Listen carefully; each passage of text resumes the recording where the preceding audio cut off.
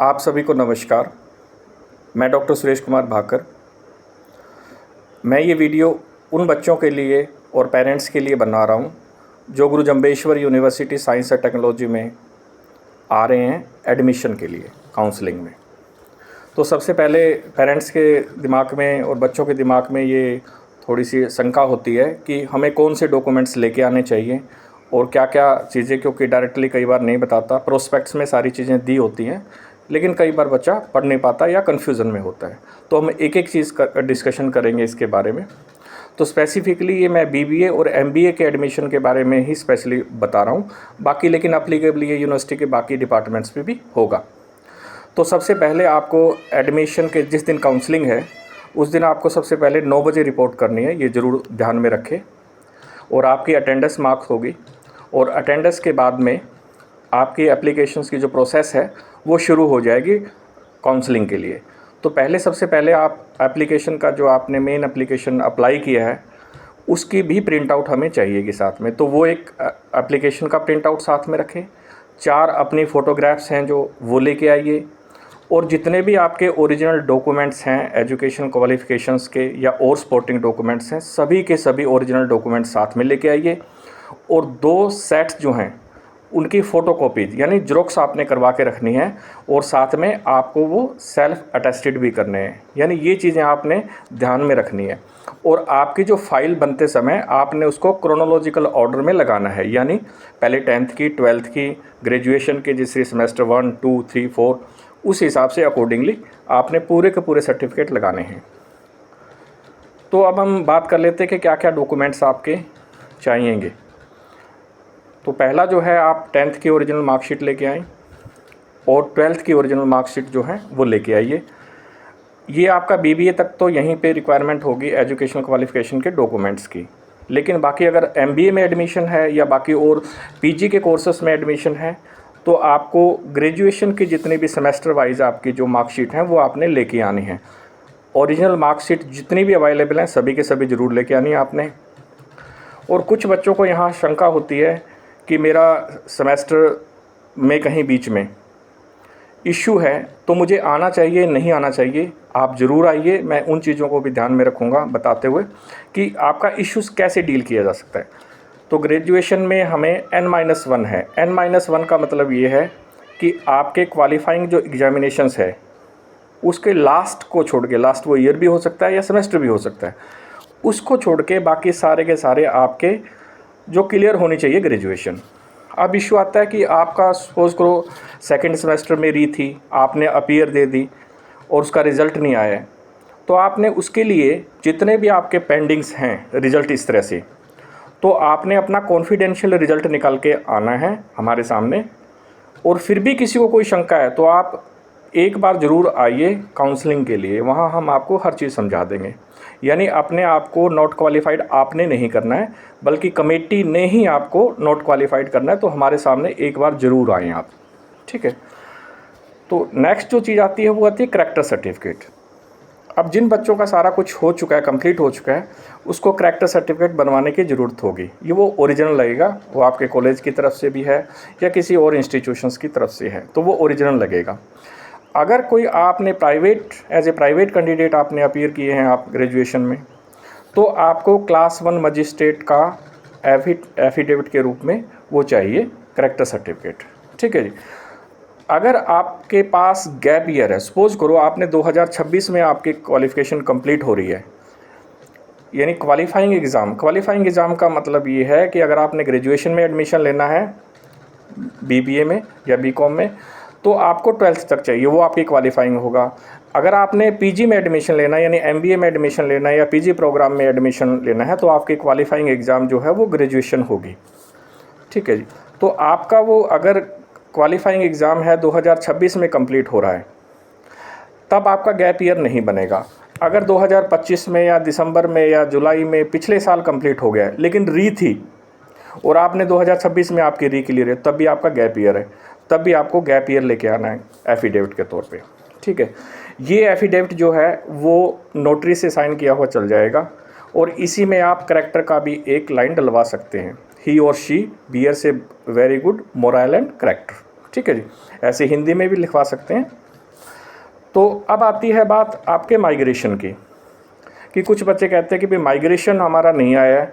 तो माइग्रेशन का कोई इश्यू नहीं है, माइग्रेशन आप बाद में भी जमा करवा सकते हो। आपको 30 अक्टूबर जो है 30 अक्टूबर 2026 लास्ट डेट होगी पूरे डॉक्यूमेंट्स जमा करवाने की, लास्ट डेट है ये। इसके बाद में कोई डॉक्यूमेंटेशन का माइग्रेशन वगैरह का जमा नहीं होता, आपका जो एडमिशन है वो कैंसिल हो जाता है, कोई इश्यू हो तो आपका। ठीक है जी, ये आपकी जिम्मेवारी बनती है कि कोई भी चीज़ आप किसी भी कमेटी के सामने, जो डॉक्यूमेंट्स वेरिफिकेशन कमेटी है उसके सामने ना छुपाएं कोई भी तथ्य। ठीक है जी। अब सबसे बड़ा जो मेन इश्यू आता है माइग्रेशन में, फिर कुछ डाउट होता है बच्चों को, अगर गुरु Jambheshwar university of science and technology या इससे एफिलेटेड कॉलेज से अगर आपकी ग्रेजुएशन है तब आपको माइग्रेशन की ज़रूरत नहीं पड़ेगी। अदरवाइज़ किसी बाहर किसी भी गुरु जम्बेश्वर यूनिवर्सिटी के सिवाय कोई दूसरी इंस्टीट्यूशन से आपने की है तो वहाँ से आपका माइग्रेशन सर्टिफिकेट ज़रूर लगेगा, बाद में भी लग सकता है, कोई इशू नहीं है। एडमिशन के टाइम मत लेके आइए, अगर नहीं है आपके पास में बाद में ला सकते हैं, आप जमा करवा सकते हैं। ठीक है जी। सबसे बड़ा कॉम्प्लिकेशन जो आता है वो कैटेगरी वाले बच्चों को लेके होता है, कन्फ्यूज़न भी सबसे ज़्यादा उन्हीं बच्चों को होती है और पेरेंट्स को भी होती है कि क्या चाहिए। तो मैं आपको कैटेगरी वाइज जब हम डिस्कशन करेंगे कि पहले BCA और BCB की। अब यहाँ पे देखिए हरियाणा में जो है BCA और BCB का सर्टिफिकेट अलग अलग बनता है। ठीक है जी। और सेंटर के लिए OBC का सर्टिफिकेट बनता है।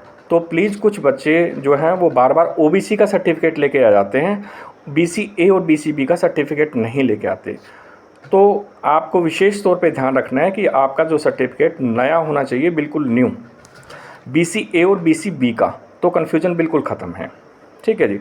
और दूसरी इसके साथ में जो मोस्ट इम्पोर्टेंट चीज़ है जो लगभग कोई भी बच्चा नहीं लेके आता, वो है कि एफिडेविट बाय पेरेंट्स, जिसको हम नॉन क्रीमिलेयर एफिडेविट बोलते हैं, जो 1 अप्रैल 2026 के बाद का बना होना चाहिए। ठीक है जी। तो ये जो है, जो एनेक्सर जो है B4 में लगा हुआ है, 154 जो है 154 है, 154 नंबर पेज पे जो प्रोस्पेक्ट्स का आप देख सकते हो, उसका प्रिंट आउट निकाल लीजिए और उस प्रिंट आउट पे बनवा लीजिए। लेकिन ध्यान रखना ये आपके पेरेंट्स की तरफ से बनेगा और क्लास 1 मजिस्ट्रेट के साइन होने चाहिए, यहाँ नोटरी के साइन नहीं चलेंगे। फिर भी अगर कोई बच्चा नहीं बनवा के ला पाया किसी वजह से, तो हमें अंडरटेकिंग ले लेंगे और आपका एडमिशन हो जाएगा। तो ये आपने ध्यान रखना है विशेष तौर पे OBC कैटेगरी वाले बच्चों को, BCA और BCB वाली कैटेगरी वाले बच्चों को। पहले इनका इशू होता था 6 लाख और 8 लाख का इशू था, अब जो है वो 8 लाख कर दिया हरियाणा गवर्नमेंट ने। तो बिल्कुल नॉन क्रीमी का आपने वो देखना है। इसी तरह से हमें एफिडेविट चाहिएगा। ठीक है जी। उसके बाद में फिर आता है इशू DSC और OSC कैटेगरी का। तो आप भी प्लीज़, आपका जो पिछले साल काफ़ी चेंजेस आए हैं, तो आप भी कोशिश कीजिए अपना नया सर्टिफिकेट लेके आएँ DSC और OSC का। ठीक है। किसी कारणवश आपका नहीं बना है तो फिर अलग इशू है, अदरवाइज़ आप अपनी कैटेगरी वाइज लेके आइए। और साथ में जो है आपने इनकम सर्टिफिकेट भी लेके आना है। अगर आपको फ़ीस की कंसेशन चाहिए, फ़ीस का अगर मान लिया टोकन मनी आपने देना है, तब आपको इनकम सर्टिफिकेट भी चाहिएगा यहाँ पे साथ, ये ध्यान रखना है। फिर बात आती है EWS कैटेगरी के लिए। EWS कैटेगरी के लिए जो है आपको बिल्कुल 100% नया सर्टिफिकेट होगा, अदरवाइज़ आपका एडमिशन बिल्कुल नहीं होगा। इस कैटेगरी में आपने फॉर्म भरा है, आप जनरल कैंडिडेट काउंट होंगे। अगर आपके पास नया सर्टिफिकेट है, पहले हरियाणा और सेंटर के लिए बिल्कुल अलग था, हरियाणा के लिए 6 लाख था और सेंटर के लिए 8 लाख था, लेकिन हरियाणा गवर्नमेंट ने उसको भी अमेंड कर दिया। अब उसके लिए 6-8 लाख वाला ही अब अप्लीकेबल है। और इनकम सर्टिफिकेट भी ज़रूर लेके आएँ आप साथ में। और पेज नंबर जो है प्रोस्पेक्ट्स का 160 पे आपका लिखा हुआ है, उसमें आप ज़रूर लेके आएँ। अब आती है, कुछ बच्चे ये पूछते हैं कि जी एक्स सर्विसमैन की सीट कितनी सीटें हैं, कई बार क्लेम्स आते हैं, पूछते हैं बच्चे, क्वेरीज आती हैं पेरेंट्स की। तो मैं आपको बता दूं कि फिजिकली हैंडीकैप्ड की जो सीट्स हैं वो ही कन्वर्ट होती हैं थर्ड काउंसलिंग में 2 से 4 बजे के बाद, यानी 2 बजे आप सुबह रिपोर्ट कर दीजिए, 2 से 4 बजे वो ESM की जो कन्वर्जन है पूरी की पूरी, फिजिकली हैंडीकैप्ड की जो वैकेंट सीट रह जाती हैं वो पूरी की पूरी ESM में कन्वर्ट होंगी वो, लेकिन वो थर्ड काउंसलिंग में होंगी 2 से 4 बजे के बीच में, उससे पहले नहीं। इसी तरह से BCA और BCB की जो सीटें हैं वो भी 4 बजे ही कन्वर्ट होती हैं एक दूसरे के अंदर। और इसी तरह से DSC और OSC कैटेगरी की सीट भी 2 से 4 बजे तक में आपस में कन्वर्ट हो जाती हैं, यानी कोई भी कैटेगरी दोनों की हो सकती है। इसी तरह से जो तीसरी काउंसलिंग होती है उसमें 4 बजे के बाद जो है वो जो है हरियाणा ओपन में कन्वर्ट हो जाती हैं सीट्स। ठीक है जी, हरियाणा ओपन में कन्वर्जन ज़रूरी है उसमें। ठीक है, तो उसमें अगर वो भी 4:30 बजे के बाद वो नहीं मिलते तो 4:30 बजे के बाद में उसको ऑल इंडिया में कन्वर्ट हो जाती हैं। वो थर्ड काउंसलिंग के बारे में बता रहा हूँ। ठीक है, तो फिर आता है केस सिंगल गर्ल चाइल्ड का।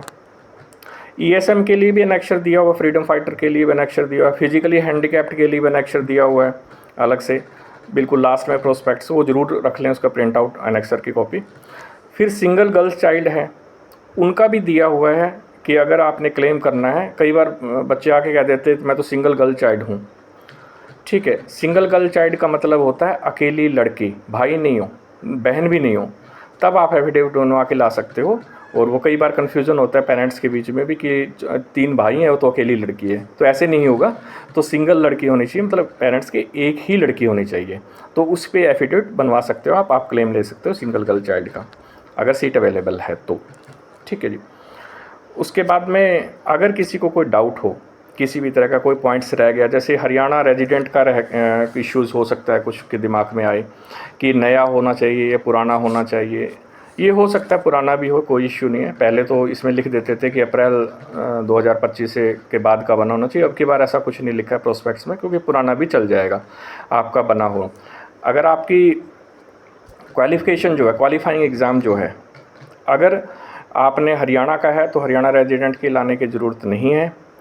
अगर क्वालिफाइंग एग्ज़ाम आपका बाहर है हरियाणा से, तो फिर आपको हरियाणा डोमिसाइल की ज़रूरत पड़ेगी, हरियाणा रेजिडेंट सर्टिफिकेट की ज़रूरत पड़ेगी, तो वो बनवा लीजिए।